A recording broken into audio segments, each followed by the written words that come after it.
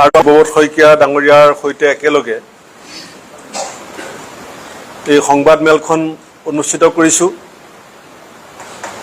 আৰু আপোনালোকেও সময়মতে আমাৰ নিমন্ত্ৰণ ৰক্ষা কৰাৰ কাৰণে পোনপ্ৰথমতে ধন্যবাদ জ্ঞাপন কৰিছোঁ। যোৱা কেইবাটা দশক ধৰি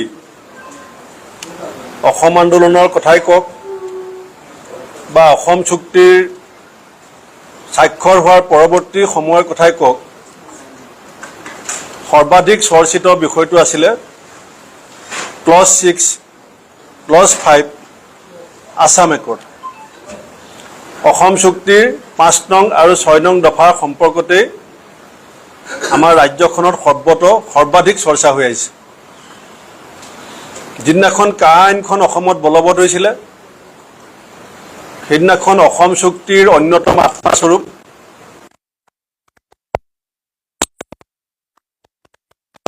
উলংঘা কৰা হৈছিল। আৰু যেতিয়ালৈকে অসমত কা বলবৎ হৈ থাকিব, অসম চুক্তিত উল্লেখিত ক্লজ 5ৰ অস্তিত্ব সদায় আমি ওলাই কৰি চলাটো প্ৰমাণ হৈ থাকিব। ক্লজ 6ৰ সম্পৰ্কত 2019 চনৰ জুলাই মাহত কেন্দ্ৰীয় গৃহ মন্ত্ৰণালয়ে জাষ্টিছ বিপ্লৱ শৰ্মা ডাঙৰীয়াৰ নেতৃত্বত এখন কমিটি কৰি দিছিলে আৰু 2020 চনৰ ফেব্ৰুৱাৰী মাহত জাষ্টিছ বিপ্লৱ শৰ্মা ডাঙৰীয়াই বিচাৰিছিলে কেন্দ্ৰীয় গৃহ মন্ত্ৰণালয়ৰ হাতত ৰিপৰ্টটো দাখিল কৰিবৰ কাৰণে, কাৰণ তেখেতৰ কমিটিখন গঠন কৰি দিয়া নোডেল মিনিষ্ট্ৰী আছিলে চেণ্ট্ৰেল হোম মিনিষ্ট্ৰী। কিন্তু আমাক সকলোকে আচৰিত কৰি বিপ্লৱ শৰ্মা দেৱৰ প্ৰতিবেদন কেন্দ্ৰীয় চৰকাৰে প্ৰত্যক্ষভাৱে গ্ৰহণ নকৰিলে।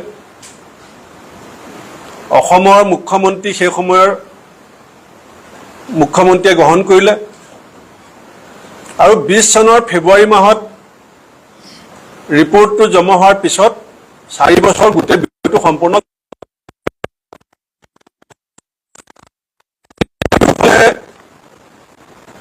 মুখ্যমন্ত্ৰীৰ পৰিয়ালৰ দুৰ্নীতি ভ্ৰষ্টাচাৰক লৈ হুলস্থুল লাগিল। 30টা জাতীয় সংগঠনে এক শক্তিশালী ৰাজনৈতিক আন্দোলনৰ পোষকতা কৰিলে।